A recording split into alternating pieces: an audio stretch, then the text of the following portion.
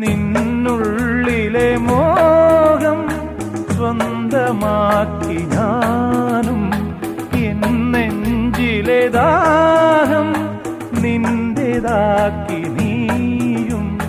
പൂച്ചങ്ങലയ്ക്കുള്ളിൽ രണ്ട് മൗനങ്ങളെ താമരത്താളിൽ പനി നീർത്തുള്ളികളാ.